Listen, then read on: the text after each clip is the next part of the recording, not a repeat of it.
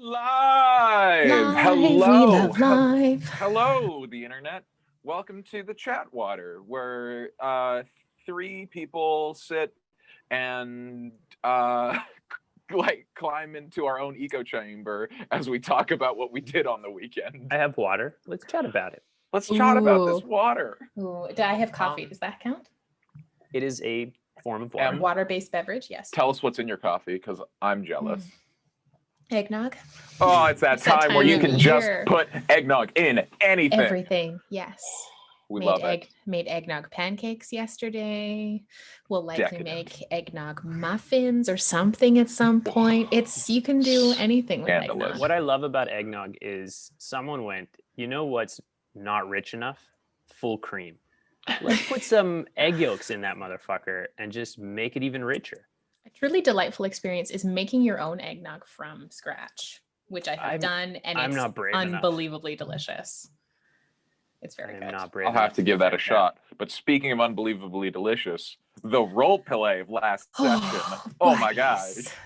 Yeah, so you're all caught up, I'm assuming. I caught up this morning on my run. First of all, I told you guys not to give him the amulet. After that first session, I said to you, what are you guys doing? He's going to steal this amulet from you guys. Chris Solo. We asked him not to. Well, that's nice. Fair. That's worked in the past. Yeah, we asked him real nice not to. And then he did. But like, I don't know. I For good reason. We're not going to really be going anywhere that we need to jump both up and down at the moment.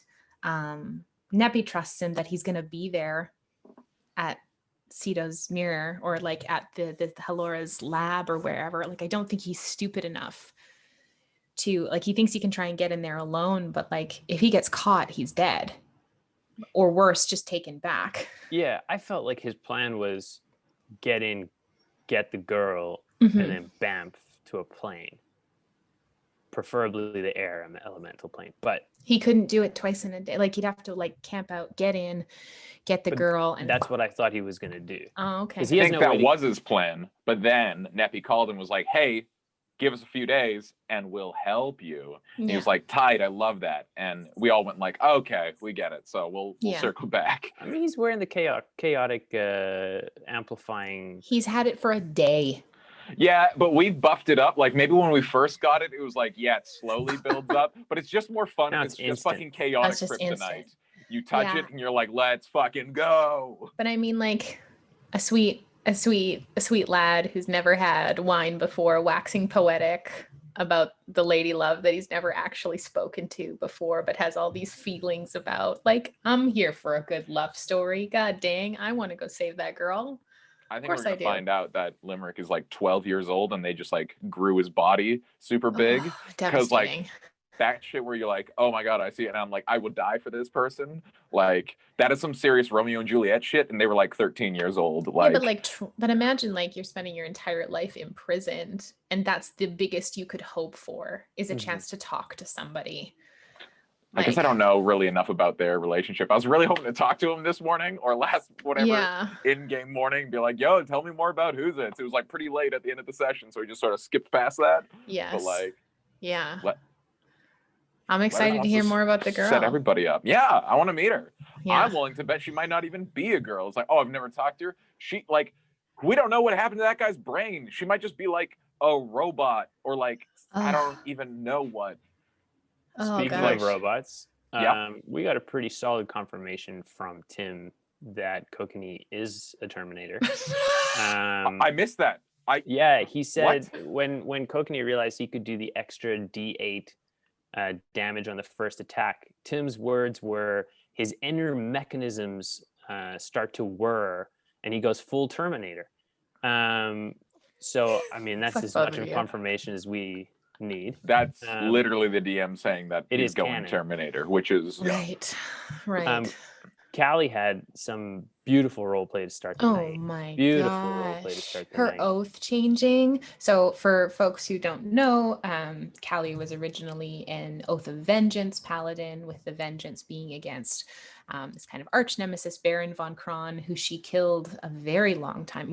She got the killing blow on it, but we killed a very long time ago, who had essentially like massacred her entire order of paladins and her girlfriend at the time, Taya. And she's just kind of been living with this, this anger and this vengeance that she's been harboring for a really long time. And I loved when she, like, at the end of not the session that we just had, but the one before, where she's just like, Melora, like, I'm not angry anymore. I need a change. I need something different. And like meeting your goddess.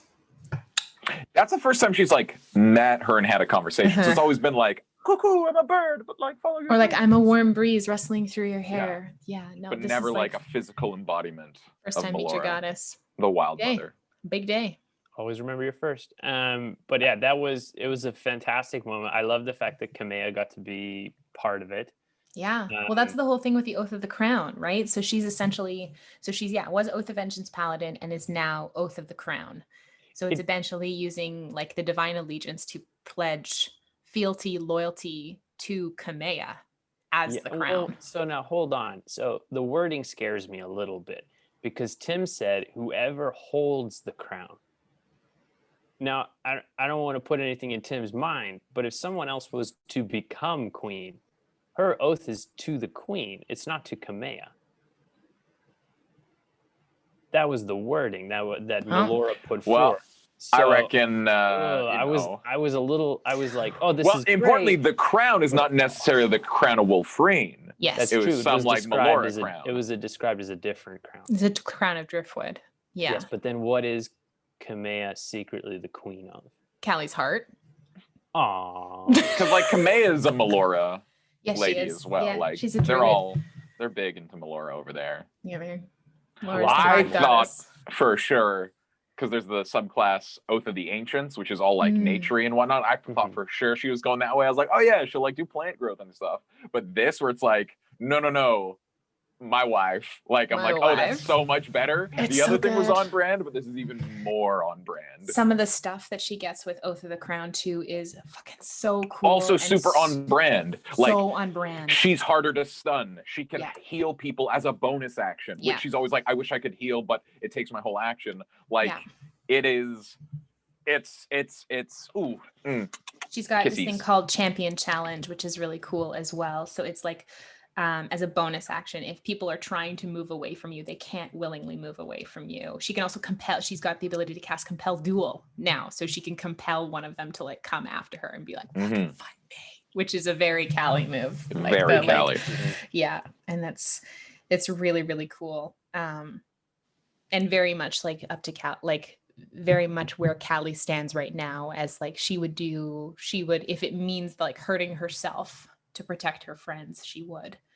So it's very much her. I think this fits her so much better than Vengeance ever did. And it's so nice that the narrative has dictated the mechanics of this, rather than her just being, Lennon just being like, oh, I'm dissatisfied with Oath of Vengeance. It's like, no, Callie's not angry anymore, so I'm going to change my oath. And she got vengeance. Who she got vengeance. Avenge. Yeah. Like, and I spoke to Lennon about this a while back. She mentioned to me that she was thinking of doing this, and I kind of like the sort of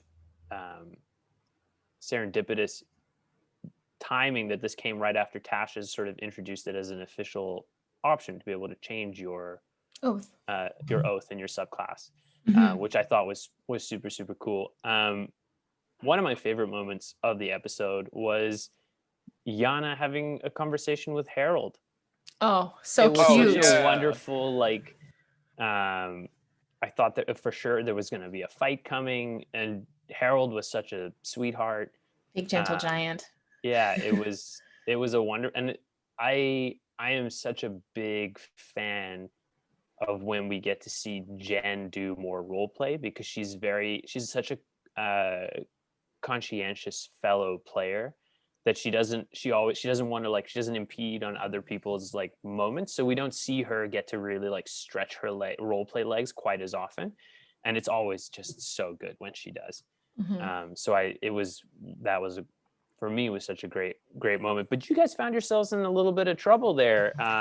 Just a little later again. on. Yeah. There was a moment when, Sean, when you saw the bodies and you were like, there was a moment where you could make a decision as to like how you were going to play this.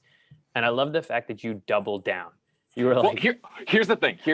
Let me tell you. So Letters has the training, whatever that's called, proficiency in persuasion. And this has to be like the 6th time I've done this, where I've tried to persuade someone with the truth, but every time I do that, as like, don't fight us because we'll kill you, that's not a threat, that's a promise. And like every time I'm like, look, we did this, and if you do this, you're gonna end up dead. And he's like, roll intimidation. I'm like, oh yeah, that is how that sounds. But I swear to God, I'm trying to persuade people not to do it.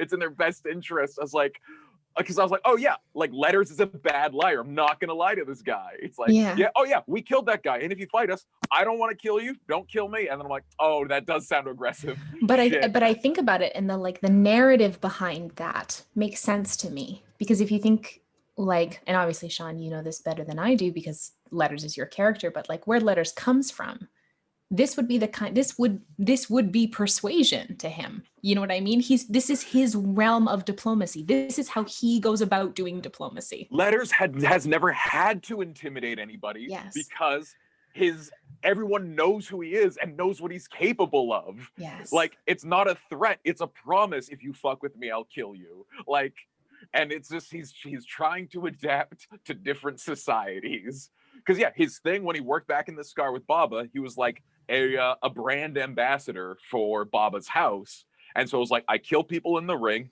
and I make a good first impression. If like that's how he met the party. It was like, hey, come join us. Like, it's pretty rad being a fucking gladiator. Like, he tries to persuade.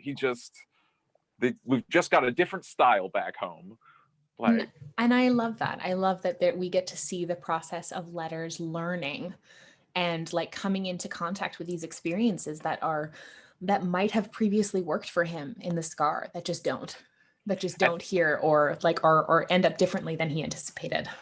And here's where this gets, I think, really cool for me, because like Letters and Sean want Letters to be better at persuasion rather than intimidation, because he's got the stat blocks, but that's also what we're both trying to do, which means I, as a player, because again, this whole time Sean Deppner is never trying to intimidate people. Letters is not trying to intimidate people. And so I need to learn how to communicate these ideas in a less threatening way, while still being, because I say what I try to say to him, and then Tim interprets whether the person feels like they're being intimidated or persuaded. So that means like I, as a person, need to grow and level up in my communication skills so that I can tap into this mechanic. Oh, kiss, kiss, kiss, kiss, kiss. Yeah, oh my God, the eternal kissing. I'm taking notes for myself on something because I just had a little brainwave that I can't talk about. But I'm actionable and at the table. It's actionable and at the table, obviously. It's now sticky. Now it's my own sticky note, except mine are green. So correct me if I'm wrong, Sean. This is the first time Letters has died. This is the first time he's ever dropped to 0 and died. Yes, he's been unconscious before and 2 death saves down. But really? Yes. No, not when I was piloting him. I think you were 2 death saves in the Vel Soom fight. Yeah, you went down and got stabbed and then got brought back up again. Didn't happen. It wasn't like you failed. No. It wasn't like you failed. No. Okay. No. Okay. It didn't happen. But yes, this is the first time he's ever died. And you could see he was rattled by that. I think you definitely played that sort of uncertainty. I was fucking thinking about this, and like D&D is so frustrating because you're like, I know where my character is going, like I have the trajectory, and then something happens to him because I was like, yeah, Letters isn't gonna die. He promised Clack, like, yeah. And like he's also built to be the super tank. Like he can't fail saving throws. He's got like all these health points and whatnot. And then he dies, and I'm like, oh fuck. he can't just be the letters we knew is effectively gone and a new letters needs to exist now because like Sean and Letters was convinced that Letters was never gonna die, and then he was, and like for someone who's been like, I guess, uncomfortably flirting with gods whilst never really liking them, and particularly with the god of the transition between life and death, who's like, I'm like, I don't even necessarily like agree or believe in the existence of this thing, but I'm their champion because it's expedient to my desires to then like go into their dojo for a hot second and like, oh no, like I just haven't really thought about what happens after life and death, but now I've been there and that does not agree with where I am. Like, oh no, like now it's just a different thing.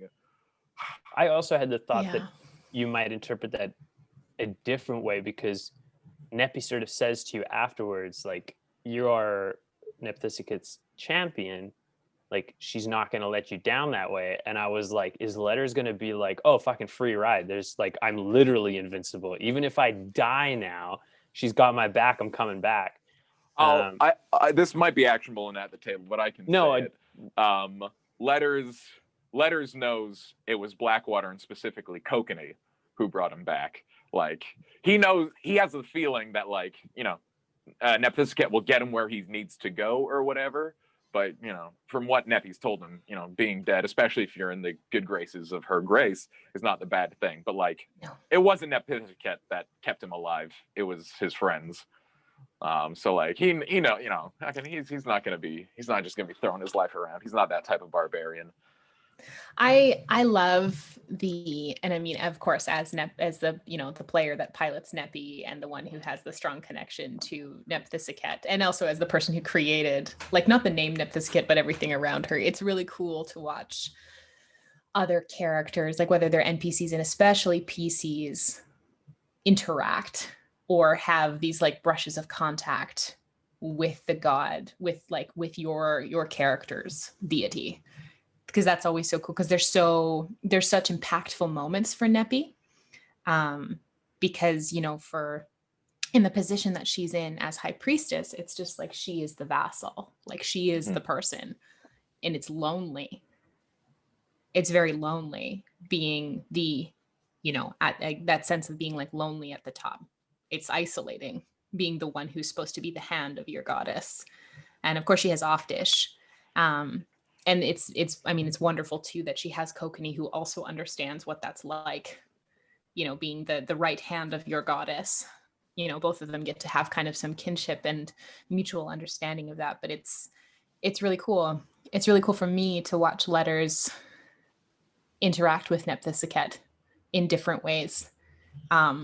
It's very cool. And like knowing he still has the boon and he hasn't used it yet. Yeah. And he remembers he's got that, which does. It's essentially the spell heal. You get to use that. Yeah.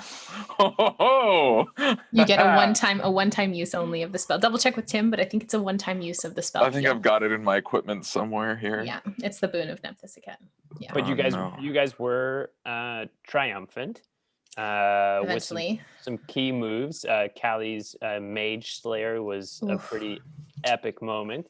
Yes. And then her finishing him off with you can't counterspell javelins was so good. So good. And then we went back into we had yet again another conversation about the legacy that you guys are leaving behind. This is the second time since the what's it, Duergar, yeah, Duergar, that you guys decided not to kill, and that you guys have been conflicted about this journey that you guys are on. And then we had a little bit of like a lore drop almost with Relauven. Yeah, Relauven, our ultimate voice of the author, letting you guys know sort of what's up. Yeah, I mean, this Saracite stuff it's a big deal. Like, bad news.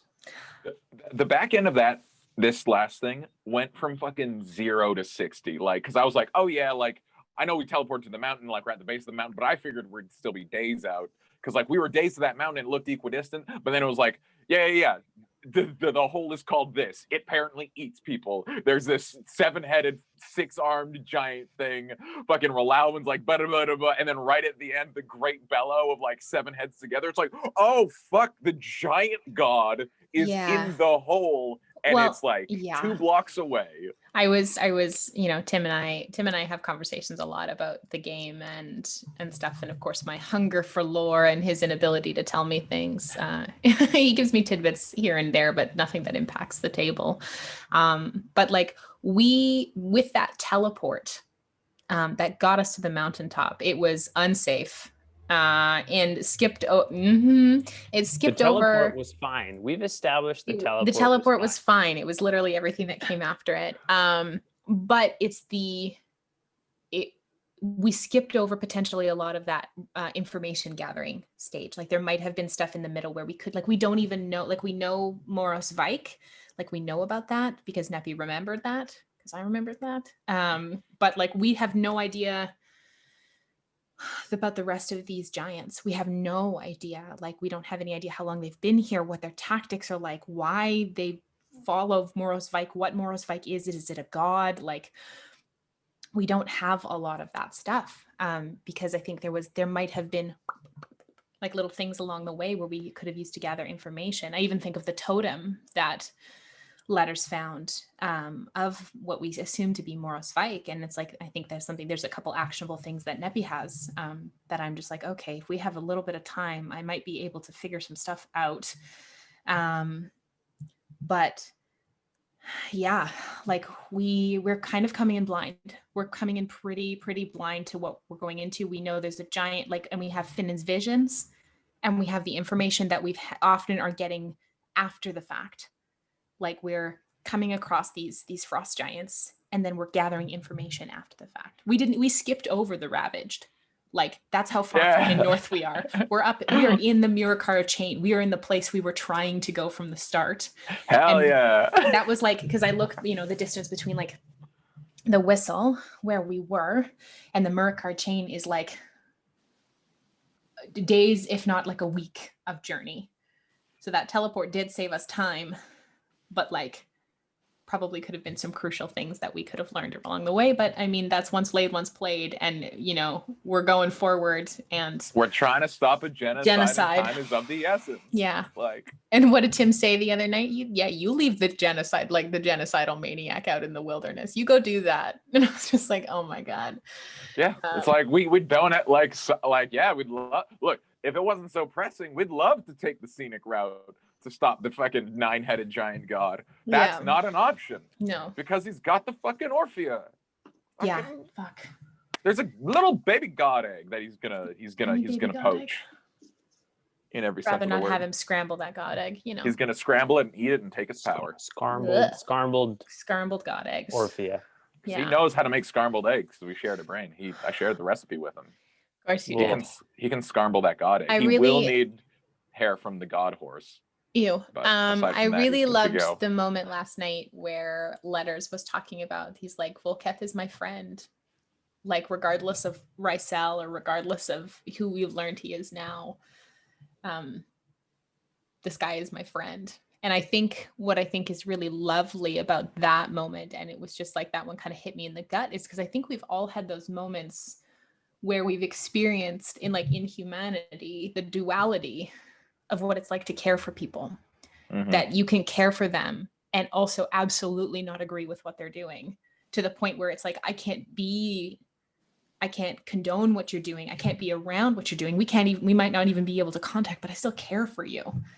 And like, oh man, I think it's moments like that like, are one of the reasons why I love playing D&D, is because that like those moments that approximate humanity that just are beautifully powerful, and really allow us like a snapshot into who these people are, that they're just people at the end of the day. They're just real or not real people.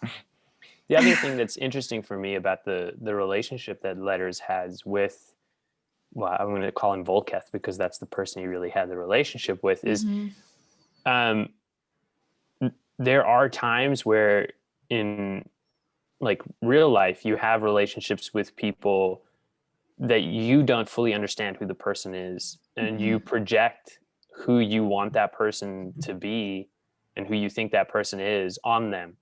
And like the friend that Letters has in Volkath might not be who he ever was or who he even is, but like it was like a something that he depended on, because you guys, even at the end, very limited conversation.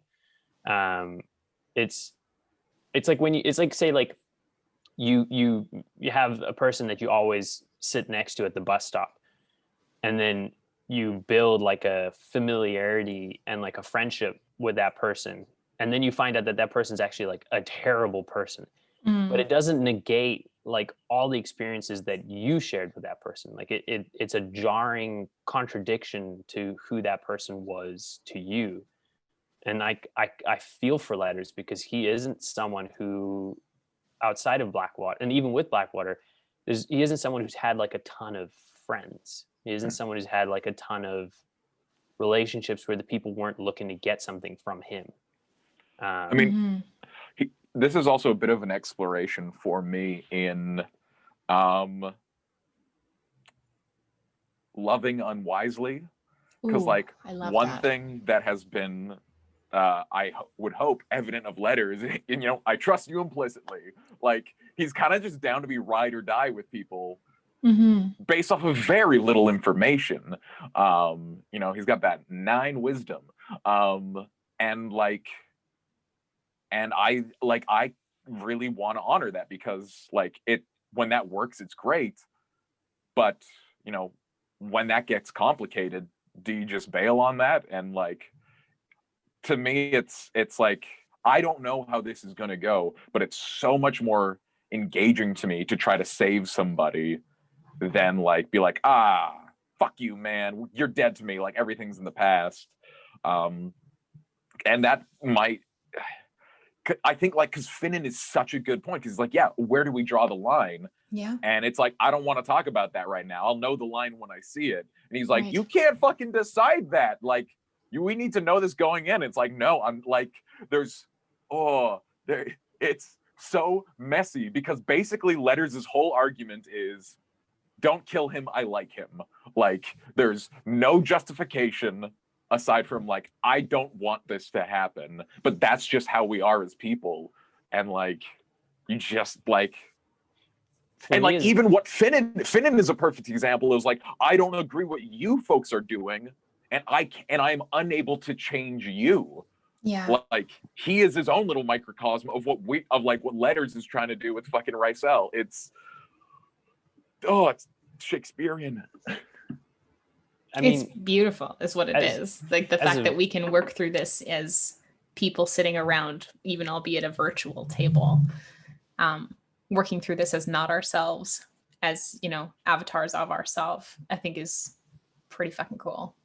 Yeah. As a viewer, I would have written him off long ago, but the thing that I always come back to is he sought you out to like ask you to stay out of it. You know what I mean? Like, there's a part of him that does care, whether he cares about you or whether he feels he owes you one. There's a part of him that came to you and was like don't make me have to make that like decision. Don't make me have to fight you. Like, it was, there's something about him that I feel like could be redeemable. Otherwise, as a viewer, I would have been like, this is ridiculous, like, write the guy off. But there is something about him that he truly believes what he's doing is right. He's not necessarily an evil person, more than maybe just misguided or misinformed.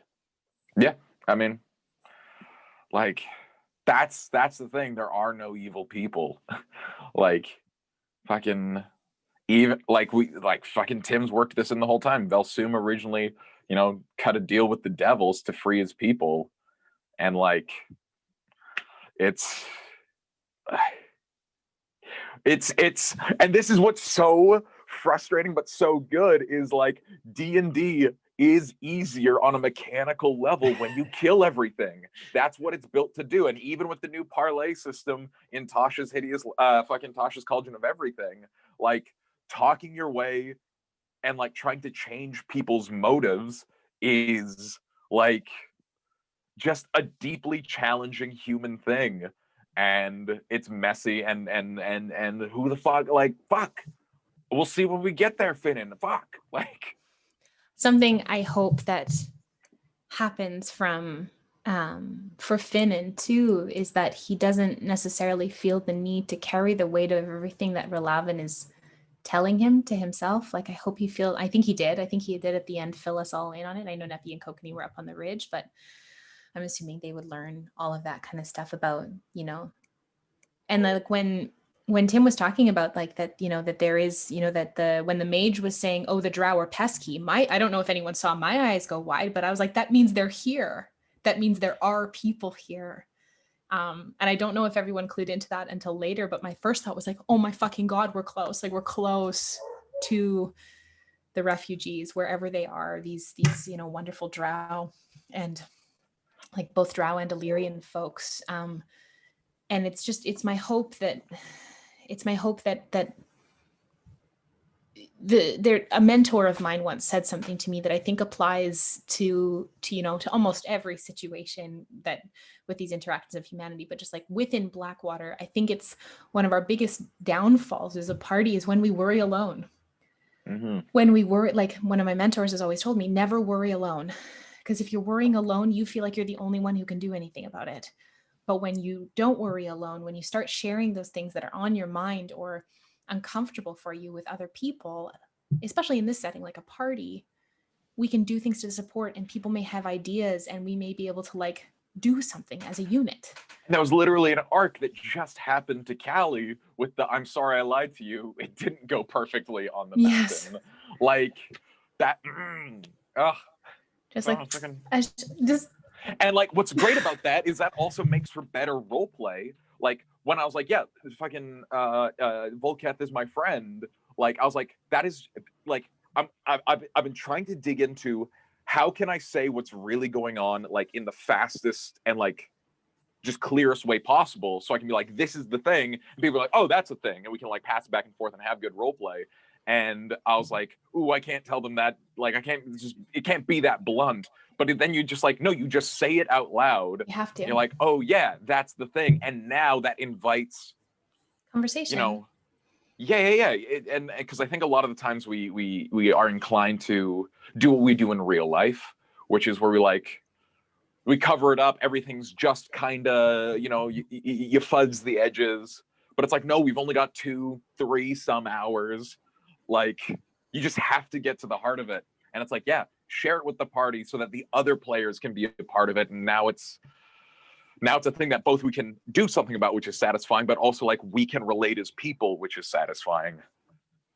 Just delightful. Just everyone's kissing. It's great. So I'm really stoked for what we have to talk about today, which is the Vel Soom Arc, which is the arc we were on just before we started streaming. So should we roll that intro? Let's do it. Let's roll that intro.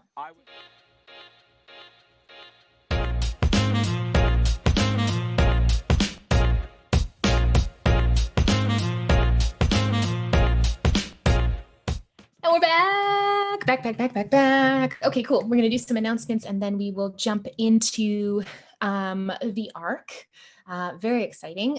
So as first and foremost, a big thank you to our sponsors and partners. Legendcraft, Silverwing Armory, and Armory are two of our big sponsors. Makers of fine woodworking products and paper products, respectively.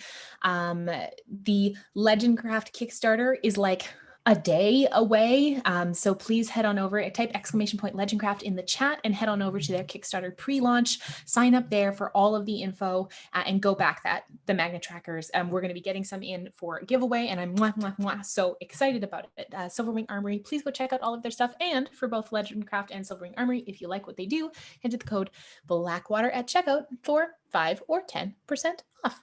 As well, biggest love to our dice goddess Keisha and our artist Tiana, who has done all of the art for our stream.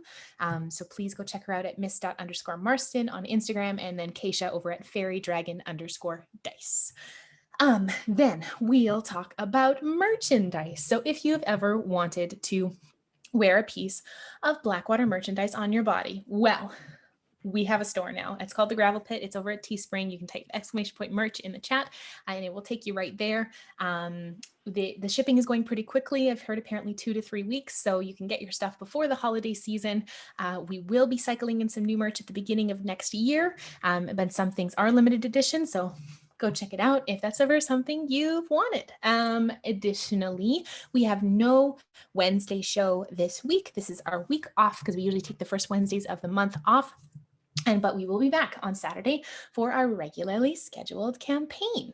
And Thursday, we have an irregularly scheduled campaign. Yes. Thursday, we have the Frostlands of Fenrilik little goodie. I'm DMing. We got M, Jen, Matt, Lennon. And Lennon, We're discovering the mystery of Bear Island. We're partnering with Onyx Path Publishing for the Scarred Land. It's a big it's a whole thing. It's a big Arctic adventure. It's gonna be great. Come on down Thursday. Bring your dad, bring your jorts, and bring a warm coat because it's cold out here. If you missed episode 1, totally okay. It is up here for VOD on Twitch, and it is also on YouTube if you prefer to get it there. So watch that wonderful, lovely tidbit of an episode, and then come hang out with us. We are playing all new characters. It is in a brand new world campaign setting, and we have no healers, so it's really great. We're just fending for ourselves out in the middle of the ice and tundra. It's a delight. As well, a little bit more on lore. The 6 months arc audio will be on YouTube as a YouTube exclusive at some point this week. We'll make a post on our Instagram about it, and I'll probably shout it out on Saturday. So keep your eyes posted for that if you are a part of a lore club, which some people in the chat from Saturday night absolutely have said they were. There was a couple people in there who were like, oh yeah, I'm going back through some old streams to do some deep dives about Blackwater lore, and my heart started singing. So this is where our community is now. Something that was also really cool. So I was going through doing some lore keeping for Saturday session, and it's been really amazing to see these, a lot of our fans were talking about how they've watched us grow from this tiny bitty stream at the beginning where we had 9 or 10 people watching, or 4 people watching, and now we've got a huge community who come out to support each other. It's the Gravel Boys are an amazing community, and we're very, very lucky to have you folks as people who are supporting us. It just makes my heart sing that you care about this thing as much as we do, which is wild to me every day. But yeah, we just want to say a really big thank you to all of you out there, especially those of you who have been with us from the beginning. And if you're new and you are diving in with 2 feet, welcome. It's pretty rad here. So thanks for loving this thing like we do. My heart is happy. Just little kisses for everybody. Okay, Sean. That's enough about the present. Let's talk about the past. Today? What are we doing today? And here's the Sean? thing. We're going to mix things up today because the way this show was pitched originally was we were going to deep dive into lore, continents, gods, a bunch of stuff that I didn't really know about. But recently, we've been doing stuff that I was present for. And so, whereas originally it was Yanis asks a question, Sean answers and probably gets it wrong because he doesn't know, and then Emma corrects it. Now it's been well, I'm not going to get that wrong. I was there. And so M is just going to, do story time, which is all well and good. We decided to put a little I do a good story time. Yes. We do a good story time. And instead, what we're going to do is I'm going to ask Yanis what he thinks is going to happen in the story, because he's been with Blackwater a long time. He's been with us he knows what's happened to the lore up until this point. And so what we'd like to do is, remind him of the circumstances, what brought us to the point where we are right now, what Blackwater wants to do, and what he thinks, given what he knows about us, what we did to achieve that goal. So to that end, Em, could you give us just a brief reminder, where did we leave off last time? Absolutely. So we ended the 6 months arc with us preparing to head to Icemeet we decided to go find the seal in the Forgotten Expanse, which is this old part that used to be part of the continent of Lafar. It is now just this series of shrouded islands. Nobody goes there. So we decided to head to Icemeet to find our way to the place in the Forgotten Expanse where we knew that there was, or we thought that there was, a seal. Okay. So yeah. So Yanis, that's the situation. We're trying to find a seal. We've got to cross a great distance of presumably water to get there. What do you think we did? What do you think Blackwater did? Dig into it. I love this, Sean. This is the best. My gut instinct says that you would have found someone who's been to Ice Meet and then kidnapped them to the elemental plane and then have them bamf you to Ice Meet. How am I doing? I mean, one of us has been to Ice Meet. I'm curious who you think which of us has been to Ice Meet. Who's been to Ice Meet? I genuinely don't know. I feel like that's a Jana thing. You would be correct. That was Jana. So when Jana was on the run from Barmwich, she assumed many different identities and found her way to Ice Meet and took the name Pup. And she was essentially a barback or a bartender in a like a little podunk bar in this like shipping town of Ice Meet that is like the coldest. It's like the last place that you can be before you head out. Like usually people sail up and around to head up to like Garyang or up and about. So that's how, we got up with, did we have plaintiff? Well, we got up with, and then we got down. We went to the air elemental plane and then we went down again. And Jana took us to points on the board. Points on the board. Yanis, I got a question for you. So I'm going to skip right ahead and we decided to charter a ship to take us to this island or wherever we need to go to. One of the party members took umbrage with the first mate of this ship. Who do you think that was and why? Well, there's only two options. Mm-hmm. It was either Letters or Finnan. And why do you think that would? Commit to one. Yeah. Just figure something out. If you're right or wrong, it's still hilarious. I'm gonna say just follow your gut. What does that say? I'm gonna say it was Finnan. And why? What did this first mate do to piss Finnan off? Was he more jacked than Finnan? Ooh, very interesting. Very interesting. So a little bit of context around that. So we get to Ice Meet and we go to this place called the Ice Drift Inn with the proprietor, who is Lundek Hammerclam. We proceed to go in and get That's the worst name. Yeah, we proceed to go in and we get decently drunk. Finnan and Callie start drinking Hammerclams, which are like their version of a Caesar, I think. Oh my God, that has to go in the drink book. I forgot we made Hammerclams. Hammerclams. And so we see three captains that are in the bar. We meet Captain Dez, we meet Captain Crowley, and then we meet Captain Shade. So we end up talking to the three captains, and we end up picking Captain Shade as this captain to go with. Cordelia is wonderful. Wonderful. She's straight up business oriented. She wants contacts, and her thing for passage is like money, like 750 gold pieces for passage, and she wants trade contacts with Wolfreen. She wants trade contracts. So Callie calls Kamea and is like, "Can we make this happen? We need passage." And Kamea's like, "Yes, okay. If it gets you there safely, all right." So we go down to their ship called the Nightshade, and we meet the first mate. Sean, tell me what you remember about Ecterius? Well, so Ecterius was, I believe, a gnome? Yes. A gnome who was like, "My name is Ecterius."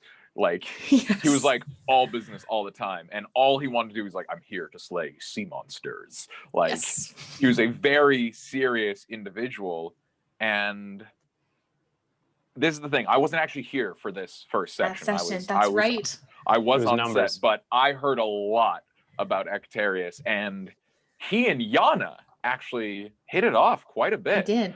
I can't remember the finer points. Had an issue with him. Oh yes, Clack fucking hated Terry. So, Emma, remind me, how did Terry and Jana actually end up bonding? Like, what was it that they hit it off so well on? I think they bonded over the fact that they were gnomes, and this was one of the first gnomes that Jana had seen outside of Wolfreen or Barmwich, and she was like, "Oh my gosh, this is very cool. Please tell me everything about you." And Jana, she's always wanting to make new friends, and Terry loved Wiggles and was like, "This is awesome." And Terry was also played by, we had a guest for that session. His name is Sawyer, and we love him very much. And so, yeah, so Sawyer came and joined us for this one session and played Ectarius, the like monster slayer ranger whose goal was to vanquish the biggest, baddest sea thing that he could. And so we knew that this boat journey was going to take us 2 to 3 weeks, depending on the weather. So we were going to be on this boat a fucking long ass time. So we go ahead, Clack John. basically spent the entire 2 to 3 weeks just being real salty. Going, I don't like that Terry guy. Like, he's bad vibes. Like, and he came up and talked to Letters a bunch and was like, "How do I have to fight him? Like, what do I do?" Like, which I think the answer was a resounding yes. Of course, you do need to fight Terry. At that point, I feel like Letters was most of his things were resolved through challenging someone to combat. You're not wrong, actually. That was definitely like still pretty much gladiator mode Letters. Yeah. It's like, yeah, you don't like somebody, just fight punch them. him. You know. Yeah. You know, they'll sell it one way or the other. So the first couple weeks of the journey go by actually pretty quietly. We start moving down the coast, and this is actually where we have our first encounter with some form of frost giant. They start chucking boulders at the boat. One of them hits the boat. Kokanee manages to mends it. Of course he does. Dual cast mending, and then we head out into the open ocean. And I literally have here written down in my notes, Clack is a bit underlined jealous of Terry. And we start, and so then we start making our way towards, we knew we were going to be the last kind of piece of landmass before we get really out towards the Forgotten Expanse was Sister's Watch, which we thought was this, do you remember what we thought it was? Yanis? Sister's Watch. What is Sister's Watch? What is that? Was that one of the outposts of Relauven? Yes. Well remembered. Caradoc. Yes, you're correct. Only because that came up recently with yeah, totally. So we find this this is what we were talking about. chatWater, we're fucking getting there. This is where we came to Sister's Watch. It's all fucking clicking together. Look at us getting there. We told you from the beginning when you started watching chatWater that we would get there. This is us getting there. We're getting there. Just be hope proud of us, please. We don't get all the way there, because then I don't know what we're going to talk about. We'll find things. We'll find it. We have 4 more arcs to go through after this one. We're going to be fine. So we find our way to this broken 3-story tower, and we manage to get our way inside, and we see the remnants of a workshop of some description, like a Caraxian workshop. And half of the tower is submerged underwater. So you guys swam down. Yes. So there was a couple people who swam down. Sean, do you remember what happened at this part? I actually wasn't there that day. Were you not? Were you still filming? This is still numbers. Okay. Yeah, I wasn't there until. So you're gonna have to take the lead on this. Callie and Finn. I'll take a shot though. Yeah, because I don't actually know. Shoot your shot. So we have to do swimming. Mm-hmm. Letters definitely did not go there. He was not cool with water. He was also not properly present. Yeah, he was checking out nose piercings. Clack definitely not going down there. Now, you've already said Callie, which seems bizarre to me because her whole thing is heavy armor. She wasn't in as heavy armor at that point. Oh, okay. Because her new armor is heavy armor. She was just in medium armor at that point. Okay, so we got Finnan, Callie. Neppy can't let anyone go 30 feet away from her. So Neppy goes down there. No? You let people swim 30 feet below you? Kokanee went, so. But what if there was a crit from a sea urchin? Oh, there was. There was a crit down there. There was almost a full knockout down there, wasn't it? Yeah, somebody almost died underwater. So we find this some broken swords with symbols of Arathis. We find an old rusted warforged that has been not destroyed, not turned back arm, and its arm was melted from heat. So we were what is going on here? So Finnan and Callie and Spooky actually swim down, and Kokanee kind of stays up top to be let me know what you find, and Kokanee doesn't really like water either, so he was I will stay up here, I will come down if you need me.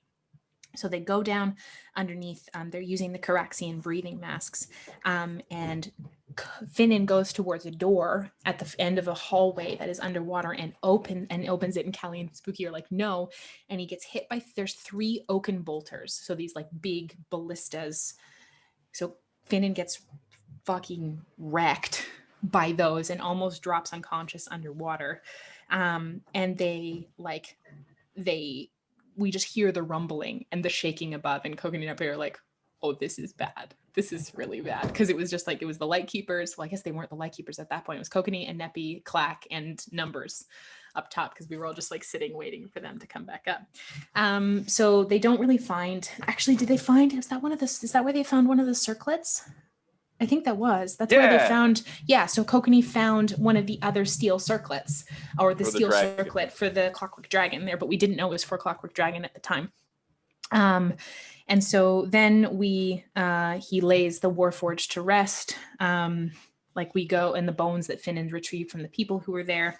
And then we head out back to the boat. And then of course we have to fight a sea creature because Terry is with us. And these like deep, I think they were deep scions. They were like these like fish people, kind of came out of the water and started attacking us.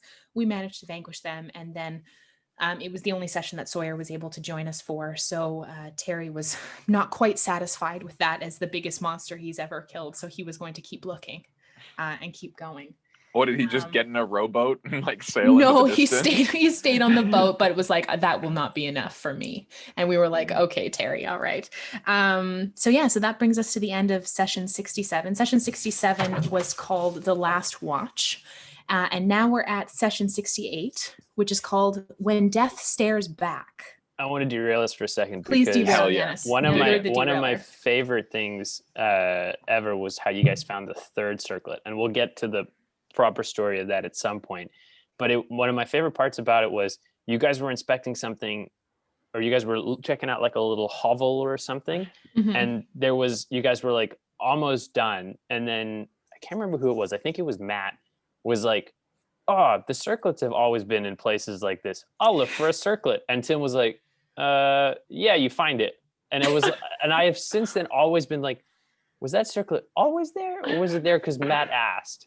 Like, it was a moment of like, that was in the Forbidden Tomb is where he found it, the last circlet. But there was like a real moment of like, you guys were like, yep, we're done in the tomb, we're gonna leave. And then Matt's like, oh, I'll look for the circlet. Tim's like, yep, you find the circlet. And I was like, was it there, or did you just give it to them? Were you just like, it's time for them to have all the circlets? Narratively it made sense why it was there, but also we needed the 3rd one. So I'm gonna have to save that for next time I talk to Tim. Yes, probably. When you can, we'll talk about when you're going to be able to talk to Tim shortly. So we start and we have we're sailing through the open ocean at this point, and we know that there is this fog bank that surrounds the the Forgotten Expanse that like nobody has gotten through. Like ships broach around it because shit gets bad in the fog cloud. People know that. So after leaving Sister's Watch, Captain Shade lets us know it's going to be 3 to 4 days until we get to the fog bank. So we have some time to kill. Neppy does a bunch of scrying. I scry on Cora, nothing. Scry on Volketh, doesn't work. That's my boy. Yeah, right. But I did manage to succeed on my scry on Alamir, Kokanee's dad. So he was in Tor-En, so the city that Blackwater actually started in. He was in an old abandoned temple and found the seal that was in Tor-En. I watched him find the seal in Tor-En, and I saw that he had killed our friend Hedgehog. Any memories of what race Hedgehog was? Either of you? Hedgehog was Jana's friend. Yes. And he was a barbarian. He was big. I remember he was big. Goliath? Yes. Yeah. Yes. Yeah, so Hedgehog was the prime guardian of the seal, and Alamir killed him. And I was Jana was devastated. So Neppy's like cast sending to King Evard and was like, you have to keep your town safe because shit is bad. Like, please keep town safe. So everyone was alerting everyone about shit getting really, really awful. Letters and Letters and Kokanee gazed into the circlets together for the first Figuring time. out how the giant fucking dragon worked. Did you guys know at this point it was a giant? Or we kind of figured it out. Yeah. It could breathe fire. We figured that out, that if you try to talk with it, it's going to breathe fire. Jana, here's where things get really interesting. We do come to the fog, and I might be skipping over something. No, Stop me. So it's about, so we've been on this journey for about 2.25 weeks. So we are at the fog bank, getting into the fog bank at this point. We come to a fog bank, and I'll tell you, Giannis, things get spooky. Not Jana spooky, but things get real spooky and real, like, naval, as in boaty. Boats. What is the spooky boat thing that happened to us in the fog? Tell us in vivid detail. Yeah. The spooky boat thing. Did you guys did you run into a ghost ship? Oh, fucking ding, ding, ding. He nailed it. Yo. Almost, like pretty close. No, that's like, you have to give him the point. It's 100% a ghost that's ship. A point. Yeah, it is a point. Let me tell you what happened. Dish it, Sean, so we're dish it. sailing into Davy Jones, with like Pirates of the Caribbean when they sail into very the close, fog and the even so like spookier. There had been some like spooky mumbo jumbo happening ahead of time. There was like these like green portions of the fog that were like definitely Yeah, get it. Oh my gosh, I just sneezed. Oh, thank you so much. Blessings from my goddess. Blessings from my goddess. So there had been some spooky stuff that had been happening in the fog. There had been like magic. There had been like, it looked like what was like a cloud kill spell that was just interspersed all over the place in the fog. And this was happening like daily. So Spooky was kind of sending out like magical detect magic sonar all over the place to like see if she could see things. Like she was essentially just ritual casting detect magic every like 10 minutes just to be like, do I see anything? This is before Finnan had his magic eyes. Yes, this is before then. So there was some, we get to like, we keep going and then we see that there is a ship behind us. And we hadn't noticed it before. Sean, would you like to take over at this point? And so, Finnan, he's got that past perception. He sees the ship.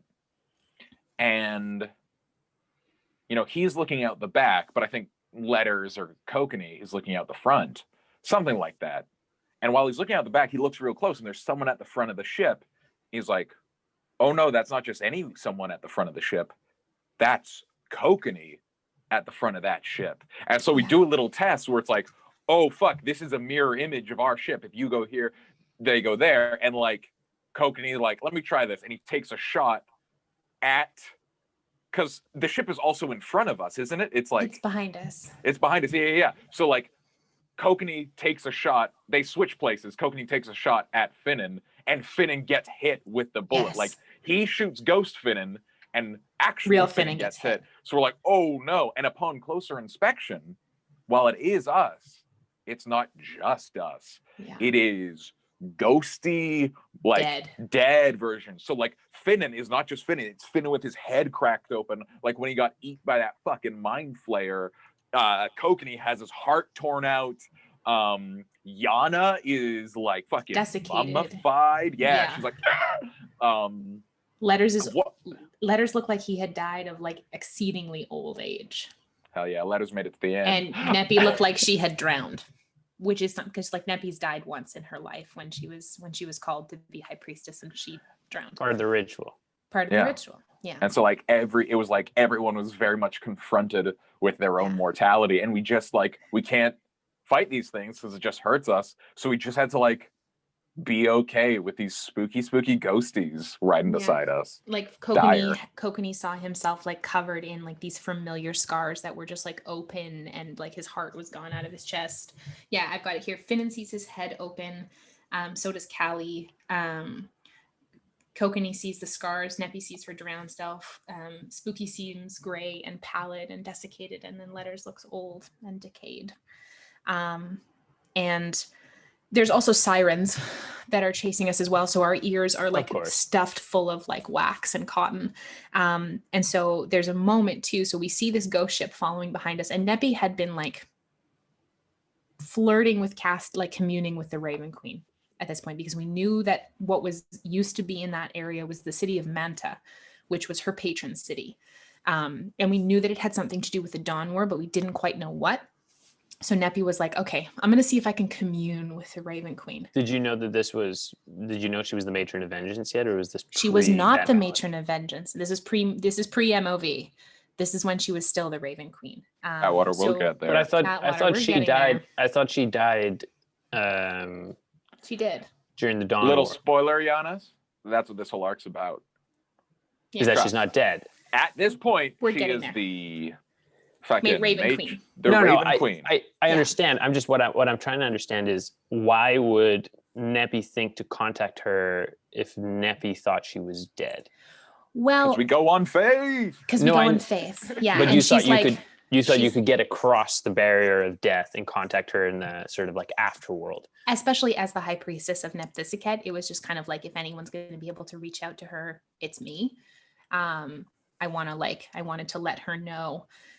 So Neppy was essentially standing. So Finnan had cast daylight on a coin. And so Neppy was just standing at the back of the boat with Kokanee.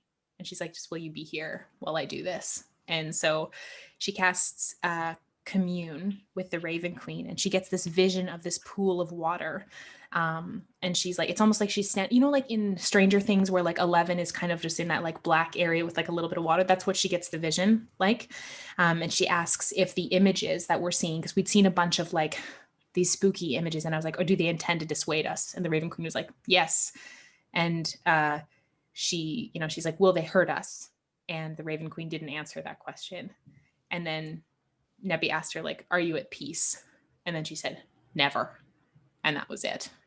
So we were like, oh shit, stuff is bad. So we had gotten through the fog at this point, and then we're like, there's a reef that is outside of the Forgotten Expanse. And we like take a bunch of damage going over the rocks and stuff like that, because we had to like pilot. Tim had us like go through some mechanics of like navigation mechanics of piloting the ship. Shocker, we weren't good at piloting a ship. Shocker, we were not good at it. I think it ended up just like being Finnan on the front, just blowing apart. Letters was there too, yeah. Like you guys were just firing stuff off to like just blowing up this coral reef that had our ship run aground on. And then we decided to rest just outside the like inner. So like the reef was there, and then we just decided to rest and then head through it in the morning.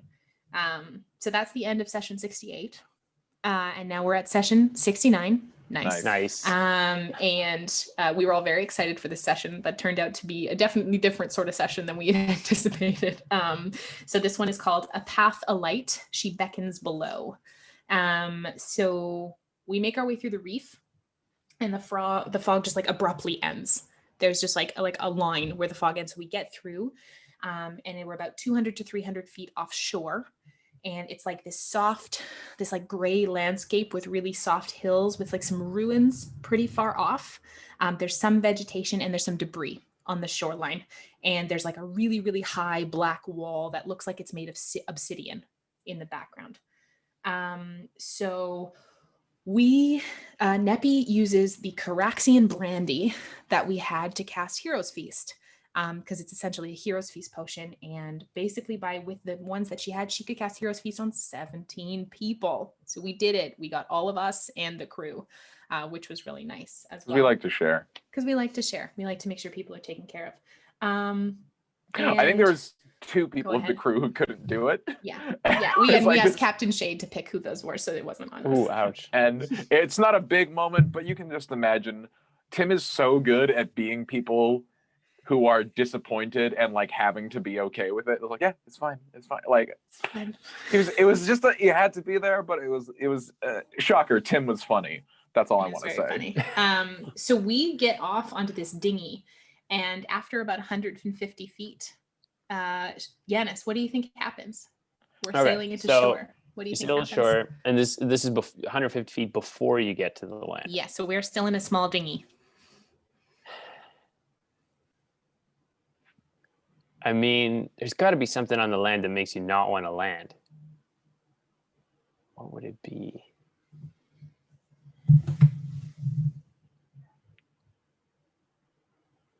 Trust your gut. Trust your gut. There's got to be some sort of monster or some sort of big bad that makes What you type go, of monster? you know. What type of monster? I'm going to give you a monster. What type of monster? Describe it to me. What does your gut tell you? So we're in the ocean at this point still. What tickles your gut? Feet. It's a sea monster. What is it? What does it look like? It's got to have tentacles. Yes, it does. Yes, it does have tentacles. What else it got? We know Tim loves that Lovecraft. We love that Lovecraft. What else it got? It got tentacles. It's got to have a beak. It's a squid. It had a maw, yes, a sharp, black, scaly maw. So yeah, a big tentacled creature kind of just like comes up out of the water and threatens to engulf the boat. And we start fighting it, and we realize it's also not real. It's another one of the illusions. So we like discuss death and talk about like the whole thing that we like process the things we saw on the ship. And we're like, you know, like Neppy's like very calm. Like, yes, that's not natural. Death is a process that happens to all beings. Yes, this is fine. And so we get onto the beach, and it's like this like black sand that like does not, or this gray sand that just doesn't look like it's been disturbed.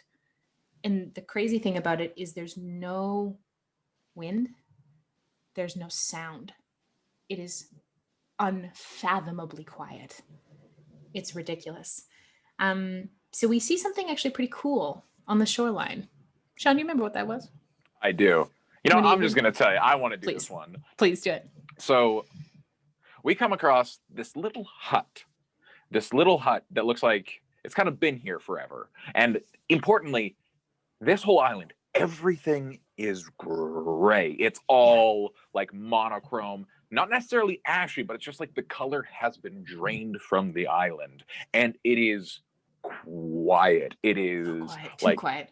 Everything is muffled. Like nothing has the acoustics you want. Like we can hear each other, but like, you know, it's not an active acoustic sound space. And so we find this little hut that looks like, you know, it's built like driftwood. It's basically like a survivor hut. Like someone, I guess, landed here and it's like, this is where they lived. And we look inside and we just see like two like mummies, basically, like two dudes like sitting across a table who are just gray, petrified. Ashen and just non-existent. And we like, letters, of course, you know, got to do wizard watch, starts poking around, and then, oh, they're not alive, spooky ghosty things. And we're like, oh, bad spooky ghosties. And they basically just melt in like one hit because they're dusty boys. And it was just like, it wasn't a threatening encounter. It was just deeply terrifying, unsettling. So unsettling. Yeah. It was just Tim making us, the players, roll will saves to resist being frightened. And then, was this a Halloween episode? No, this was February of this year. This was just our life. And then as we went inland, Yanis, we found something very peculiar. While it seemed like there was no life on this island, there was in fact one particular plant that was growing on the island that is very near and dear to one of our clerics. What do you think that plant was?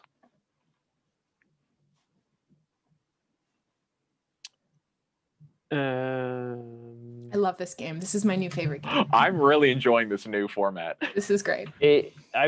My gut instinct says lilies, but I'm trying to think of why that would make sense. But our clerics are, so it's something to do with Neppy.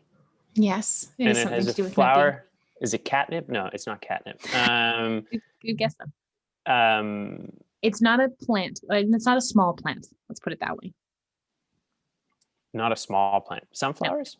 No. So it's the type of, we're walking along and Neppy, like Tim's like, Neppy, with your passive perception, you notice that the trees that are around you, you recognize them. They're the Alamwat trees. They're the same type of trees that grow at Temple Filenis, the trees that grow Rila. And so like we go over to the trees and there is Rila. There is like, so generally like Rila, this fruit that grows at Filenis is like almost like the size of like giant papayas. But here they're almost like, they're really small, like the size of like plums. And Neppy is just like, overcome. She's like, oh my God. Like she's the significance being that these don't grow anywhere outside of like Nephthysicet's temples. Yeah. And they are the only thing growing on this island. Yeah. It's wild. So we walk towards... They're the ones that get you drunk, right? The Rila, yeah. So the Rila, the fruit itself doesn't get you drunk. It's you put it in the white water and let it ferment, and then that gives you the hallucinogenic properties that the priestesses use. Yes. Death wine. Yeah. So we're walking through basically across these plains, this grassland, and we get towards the edge of the city. And the crazy thing about the grass is that it's gray, and we're like, the grass doesn't move, so when we crunch it down, it stays there. But the weird thing about the grass is it's bent outward. So like from the city, the grass is bent that way. Like there was in all directions. In all directions. Exactly. Like a 45-degree angle outwards, which is fucking terrifying. And it's so quiet. It's like way too quiet. Tim did a really amazing job of setting the scene. We were all on edge for this session. So we get to the edge of the city and there's these high black walls, but instead of being blown outward, the walls are blown inward. So we were kind of thinking about at that point, it's almost like there was like a collapse and then an explosion, which is what we reckoned. So we get through and we hear this rumbling. We've been hearing this rumbling for like 3 hours of walking, the party. And then we come across something utterly terrifying. I don't know if we want to make Yanis guess what it is because I just need to hear Sean talk about it. Well, here's the thing. So we come across, it's called like a night stalker. It's a night haunt. It's so bad. It's like 4 stories tall. It's just black shadow. It's awful. It's kind of reminiscent of like the end of Princess Mononoke, like the fucking, I think that's called the Nightwalker, like where it just like kills everything. This thing is so bad, and I'll tell you a little peek behind the curtain. Challenge rating way too high for our party. Yeah. Yanis, we are all still alive, and we did come in contact with the night haunt. What do you think we did? Did you fight it? No, but I mean, like, I'm asking that as a question. Okay. We did decide to engage with it. Because I feel like what you're asking me is like, what did we do when we fought it to Yes, that is exactly what I'm asking. Yeah. How did we survive? And I'll tell you, it wasn't just punching it to death. No, you 2 rounds with this thing and it would have been a TPK. You must have polymorphed it. No? Another creative spell by one of our wizards. A wizard creative spell. So it was either, if it wasn't a polymorph, then it must have been a banish? Correct. And so here's where things get really juicy. Juicy. So a night haunt is created in lore when a being gets sent to what it's like the negative energy plane, which is like the very bottom of all the planes. And so when a being gets sent there, the night haunt basically becomes a shadow of them. Yes. And by some quirk, like the only way to get this being out of the negative energy plane is to take put something in it. Yeah, to replace it. And so when you banish something, if you maintain concentration, if they're not from this plane, if by the end of that concentration, if they're not from this plane, they just stay where you sent them. So there was an entity that was sent to the negative energy plane, and we didn't know this at the time. We didn't know this about night haunts. We had no idea. No. But when Spooky, naturally Jana, cast banishment on it, we waited the 60 seconds and then it just stayed gone. There. What did you guys bring back? We didn't know. No. Do you know so we're now? Like, there was something. That was the crazy thing. Like we didn't know at the time that chatWater will get there. We didn't know at the time that something was brought back. This is like a little peek behind the curtain. We just thought, oh my gosh, we banished it. Delightful. And like a couple people in the party knew. And I've talked to Tim about this, and like I'm remembering his facial expressions as he had to I watched the cogs turn in his head as he was trying to figure out like, oh, they sent it back. And Tim, I remember talking to him about this, and he was like, oh no. oh yes. And so like him having to work out the mental gymnastics of what we did. He's like, I just thought you guys were going to avoid it, but then you didn't. That's not what Blackwater does ever. No, we don't avoid things. We take things head on and then we banish them. So he was like recalibrating with what we had done. And then we were just like, okay, it's gone. And we didn't know what we had done at the time. We just thought, great, it's gone. So if you banish it, does the thing that you replace it with come back to where you banished or does it come to where it was banished from? We didn't know at the time, but it didn't come back. It didn't come back right there. Nothing. When came we back banished it, it was just gone. That's a victory. But importantly, and remember this for later, because it's probably going to come up next chatWater. Something went back to the bad place, and something came out of the bad place. Yeah. So. But we are having a good time. We're having a great time. The Night Haunt. Good for us. That thing's so big.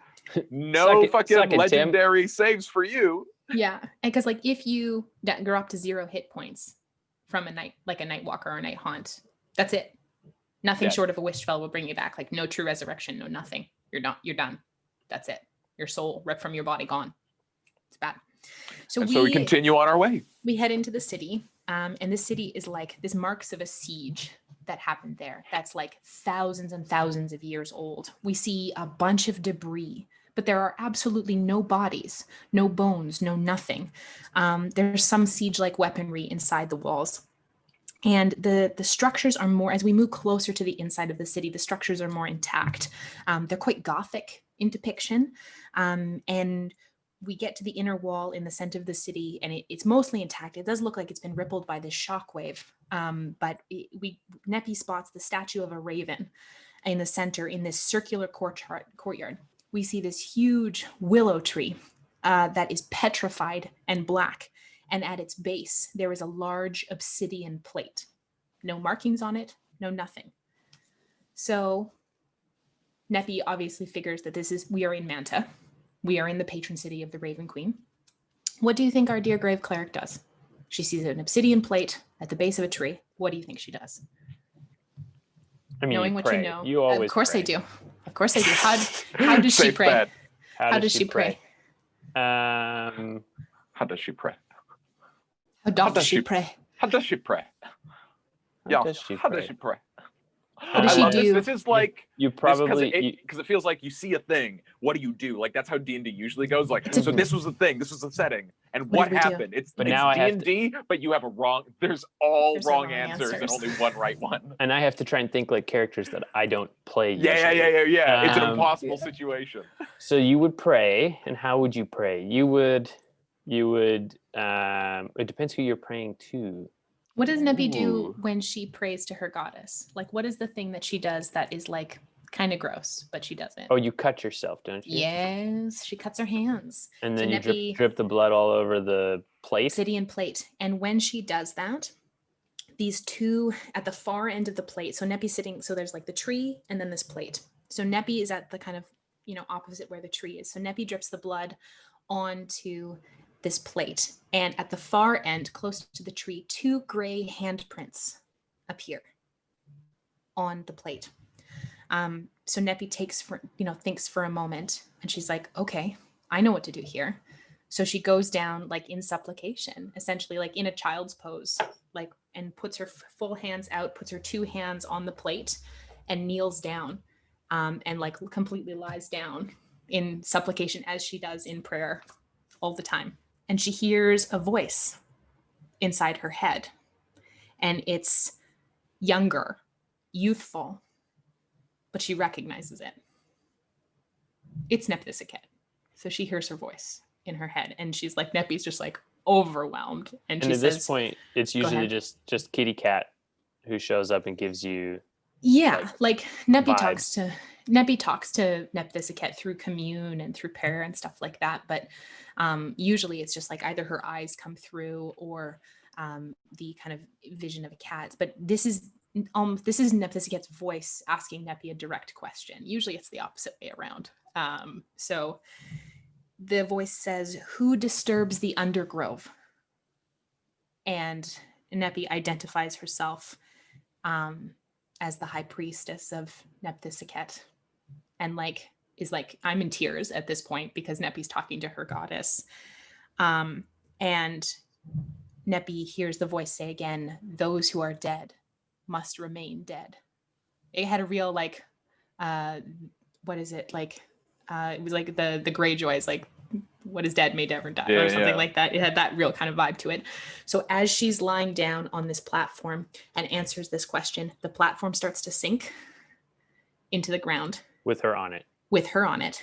And the party is just like walking, and there is just, and then it just like, she manages to right herself, and it's a staircase that leads down. And so Neppy's just like, okay, yeah, we're going in. Please be reverent, everyone. She's like, please be reverent. This, let me just be very clear. This is a lot of the party gives Neppy shit about reverence. This is where it all started from, because she's like, okay, I did the thing by like being mommy's favorite. And then she like sat us all down, is like, listen, we're going into the god's like grave. Reverence is the thing. We're like, sorry, what is that? It's like, let me fucking tell you, let me spell it out.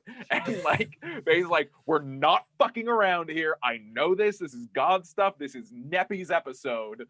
Don't fuck around. I'm looking at you, Finnan. I'm looking at you, Letters. Don't you, Callie. I'm looking at you, Kogan and Jana. Everybody. None no of fucking that around. Bullshit, because this is the fucking god of death, and she will murk us. Reverence. Like, I have this like vision of when like kids have like friends over, and there's like that like dad's room where he keeps all of his like the dad things, like his trophies and stuff, and you're like, we can go in, but you cannot touch anything because he will kill me. It's like that. It was exactly like that. And so Neppy realized that the only person she hadn't cast, so we've heard Letters talk about how was an outsider and like an ajnabi, which is the word for like outsider for Temple Philenis. But everyone had either been, had either died or had been touched by death in some way, or had received life transference from Neppy, which is kind of like the thing. Like, if you've received life transference from a priestess of Nephthisiket, you are no longer ajnabi. Like, you can be welcome inside. So Neppy realizes she hasn't done that on Clack. So she casts life transfers on Clack and is like, this is why it's important. I want you to be safe here, because you're very important to me. So we go down under the city, essentially. And there's a willow tree above. What do you think we find down below? Under the tree or under the city? It's both. It's a giant cavern. It is a giant cavern. It's probably like crypts, like what's underneath Paris, like the tombs. Actually, good guess. Close. We will get to that. There are tombs, just not yet. Not yet. I love this because Yanis is so smart because he gets it, but not quite. Yeah, and he knows Tim's storytelling too, which I love. What would be under there?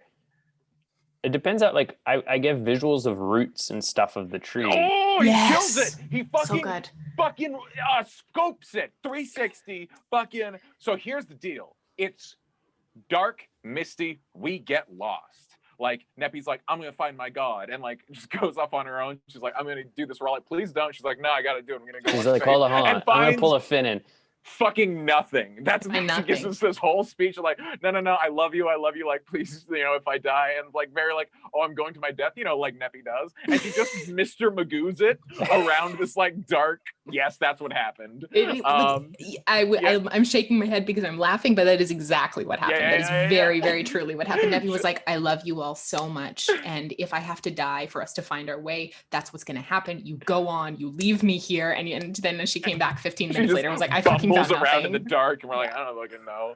And so she's like, Mommy, I need a hint. Yeah. She calls her god, and she's like, use a light. And so Finnan's like, oh, I know light, and casts a light spell, and like, hold on. So you guys went into the dark cavern, and you guys went, nobody cast light. We're not going to look around. Well, it's too dark for us to see. But Neppy's just going to go on fave. Yeah, of course. That's exactly you expect what any different from my girl? And no. Like nobody, and like Finnan had cast dark vision on Kokanee, so we could all see in the dark. So there was no reason for us to have a light on.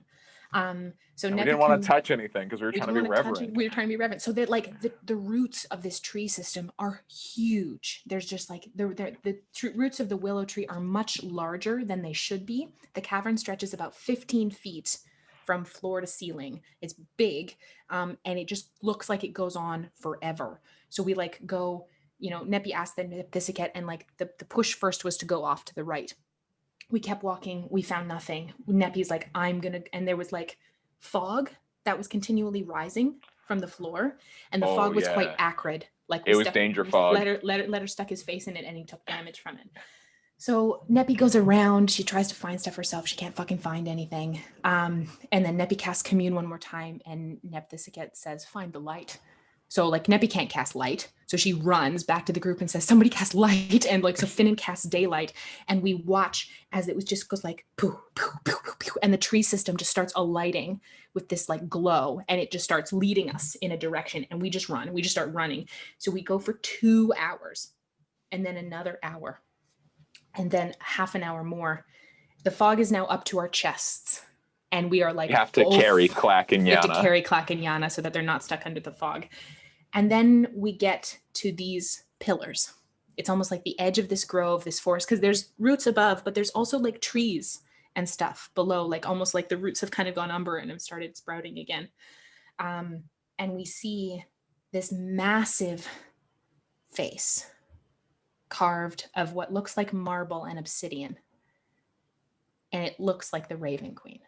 It is the mask of the Raven Queen. There's no door. The eyes are hollow and open, and it's, to the uninitiated, the mask of the Raven Queen is like her symbol. Yes. Like it's this fucking spooky ass like white mask that's like, it's got a red kind of scar down the middle of it with black kind of eyes. And this thing is just massive. It's like, what, 2 stories tall? Like, yeah, it's huge. And we're just staring at this face and we're like, oh fuck, I guess we found the place. And so we're sitting there and we're like, and so that is the end of session 69. So nothing, Nice. Yeah, nice. So nothing that we anticipated in that session. I feel like we can probably, why don't we get into it? No, Sean? No. You want to stop here? Because here's the thing. This is what we're looking at right now. This space. This is the entrance to the God Tomb. The tomb of the Raven Queen. The tomb of the Raven Queen. I feel like we got to give That's a good place in to all, stop. In reverence. It should get its own chatWater episode. That's true. Because this is where like this becomes our first like real dungeon delve. Yeah. And like we're gonna be hitting puzzles. There's gonna be some clutch moves. We are gonna find that fucking Parisian catacomb, and like we're going to be diving into deep lore. So if y'all remember when we talked about like the various gods of Paris, Sean, look at this is where it all becomes relevant. Because guess what? Every god gets a fucking puzzle room in this tomb. And why? We'll dig into that because there's lore reasons for that. It's not just a puzzle. Tim Carlson getting multiple levels of lore. So next session, we go into the face and explore the tomb of the Raven Queen. It's fucking delightful. If you have not watched the Gods of Terrace episode, it is up here on our Twitch under the history and lore section. So please go watch that. If you've also not watched the Dawn War episode, go and dig into that if you're part of Lore Club, because, as we've established, there's no plebs in Lore Club. So you have to go and watch those. If you want to. Classist. Such a weird thing to tie your hitch to. I love it. It makes me so happy. But it's like, if this is like the lore here starts getting so like, the lore is obviously really rich for our world, but like this is really, really cool. This is where we start learning a fuck ton about the Dawn War. We know a lot of it already, but this is where things start getting, we start learning a lot about Nipthisiket and things that Neppy doesn't even know about her goddess. This next episode of Chatwater is going to be earth-shaking, groundbreaking. It's going to be. To answer your question, Giannis, this next episode is how we figure out what became of the Raven Queen and the Matron of Vengeance. Yes. I think what's cool about it is it sounds like this is when you have the lore, but this is when you guys, your characters, we see how they're woven into that lore. This is exactly where it becomes relevant. Yeah. It's fucking, Wild. So we're, for our next episode of Chatwater, essentially what we're going to do is we are at episode 70 or session 70, and we started streaming. Session 71 was not necessarily main Blackwater story. It was a side quest that had happening, so don't worry about that. But session 71, and we started the audio only episode of A Sister's Sacrifice, which is up on YouTube as our YouTube audio exclusive, like the first YouTube audio exclusive. That's when we started streaming. So we're like really close. So close. And so now you folks are like almost, at least for the last couple arcs, almost caught up to what we experienced ahead of time. And this is all like recorded in perpetuity for like, this is our story and what we've done so far. So what we're going to do for the next episode of Chatwater is we're going to actually take you through the entire tomb of the Raven Queen. We're not just going to stop when we started streaming, because we want to contextualize it. We want to say why this stuff is important.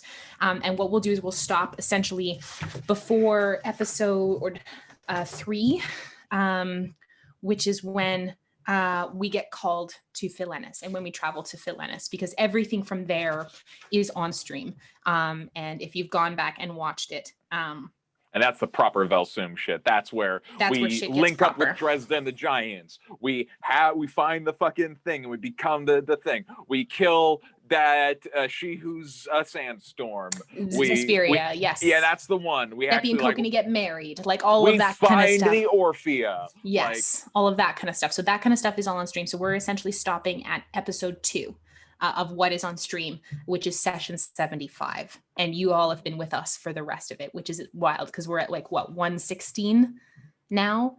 Something like that. Which is really cool. So yeah, so that's thank you for being with us. Oh my gosh. Yanis, how was it to have Sean and I take you through it like that? It's a new Chatwater. It's good. I liked it. New Chatwater, what's up? New Chatwater, what's up? New Chatwater, who dis? Sean and I have been planning this for like 2.5 weeks. Like it was good. I feel like it's it's nice. It's nice to sort of be able to see what I can remember or have inferred. Yes. Because this is not what I haven't been present for any of this, but I've been in the universe long enough to have sort of pieced it semi together. Mm-hmm. And you're doing so good. Like, well, I know how Tim thinks. Yeah, it's awesome. So, and for those of you who are wondering, which is probably not many of you, but for those of you who are wondering, there will be audio recordings of the Vel Soom Arc for what episodes or sessions I do have of it up before we started streaming. I obviously stopped doing the audio recordings because we now have recordings of them and I don't need to do them anymore. Recordings. We have video recordings now, which trumps audio recordings totally. So the 6-month arc and the Vel Soom Arc will be up shortly. I will say this, having just listened to them to like refresh for this, so I didn't just remember all the answers. I had to go back to the notes. I sent them they to are Sean.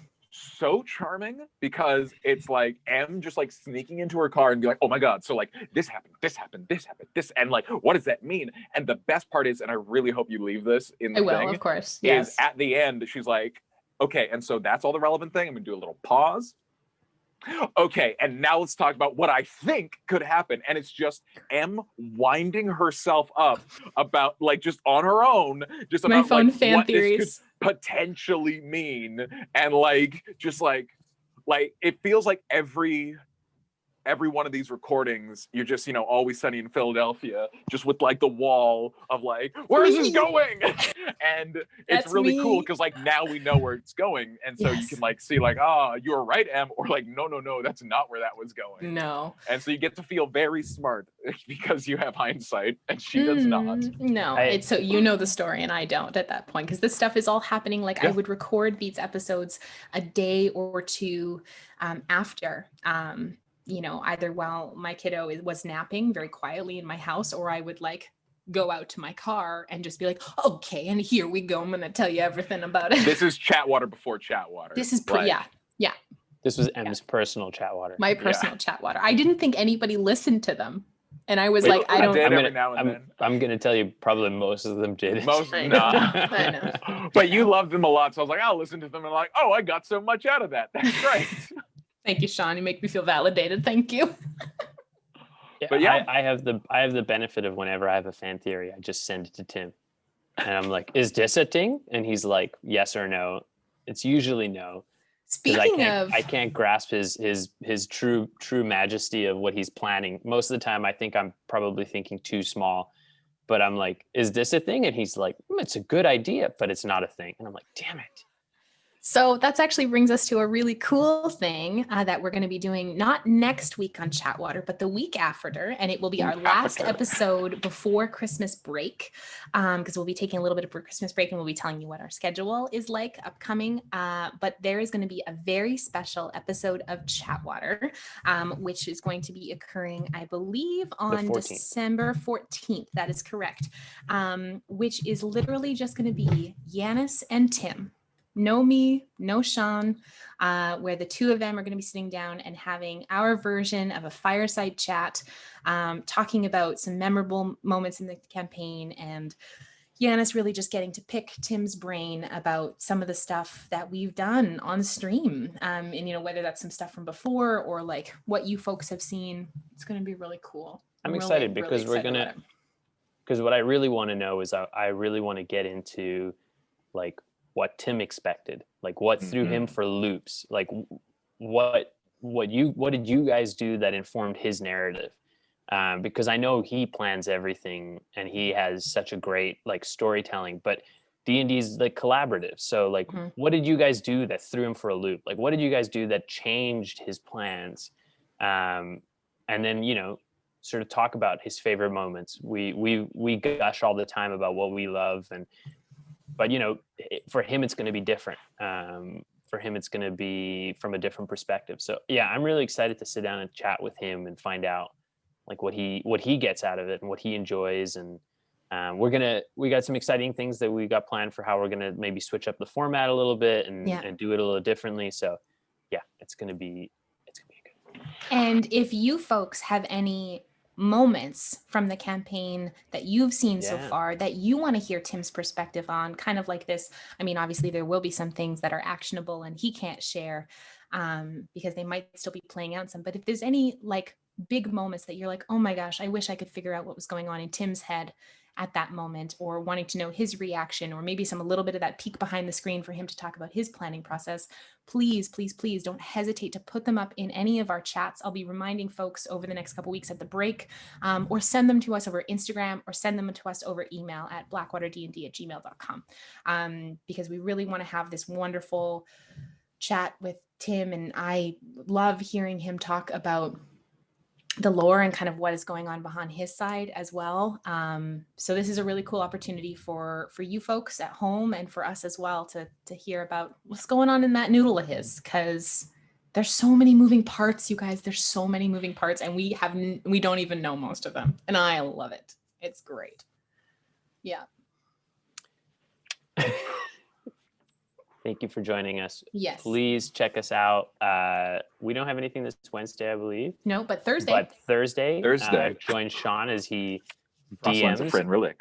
Exactly. And then Saturday for our regular campaign. And we will see you on chatWater next Monday. Have a great week, everybody. We love you guys. Have a good night.